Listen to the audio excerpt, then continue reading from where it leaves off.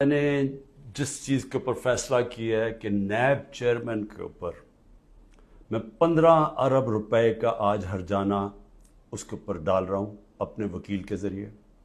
میں نے اس کو لیگل نوٹس پہنچوایا اور میں آپ کو صرف موٹی موٹی بات بتانا چاہتا ہوں کہ میں نے یہ کیوں کیا ہے. اس آدمی نے سب کچھ بدنیتی پہ کیا. اس نے میرے فنڈامنٹل رائٹس، میرے جو بنیادی حقوق جو میرا آئین دیتا ہے، اس کی خلاف ورزی کی.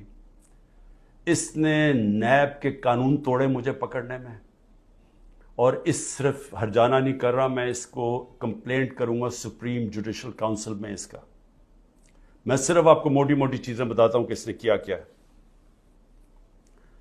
28 اپریل کو، ذرا یہ غور سے سننا ہے، 28 اپریل کو فیصلہ ہوتا ہے کہ میرے اوپر یہ جو انکوائری کر رہے تھے اس کو انویسٹیگیشن میں تبدیل کرنا ہے. آپ سب کے لیے سمجھنا یہ ہے کہ جب انکوائری سے انویسٹیگیشن میں تبدیل ہوتی ہے تو پہلے میرے سے پوچھا جاتا ہے کہ مجھے انکوائری رپورٹ دکھائی جاتی ہے کہ میرے خلاف کمپلینٹ ہے کیا اور یہ کیوں تبدیل کیا جا رہا ہے انویسٹیگیشن کے اوپر.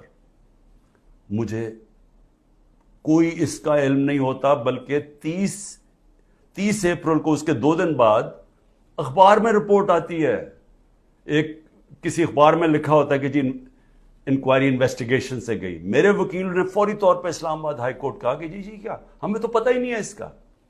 لیکن ذرا آپ دیکھتے رہیں کہ 28 سے جب مجھے پتہ ہی نہیں ہے کہ انکوائری کیا ہے، میرے پاس رپورٹ ہی نہیں ہے. انکوائری کی رپورٹ میرے پاس پہلی دفعہ آتی ہے جب یہ مجھے جیل میں ڈالتے ہیں. یہ نیب کے قانون کی خلاف ورزی ہے. اب بدنیتی دیکھیں کہ 28 کو وہ انویسٹیگیشن کرتے ہیں، 1 مئی کو میرا وارنٹ نکل جاتا ہے. 3 دن کے بعد میرا وارنٹ نکل جاتا ہے، اور وارنٹ بھی اس دن نکلتا ہے جس دن پبلک ہالیڈے ہوتا ہے. 1 میں پبلک ہالیڈے ہوتا ہے. 8 دن پتہ نہیں چلتا کہ میرا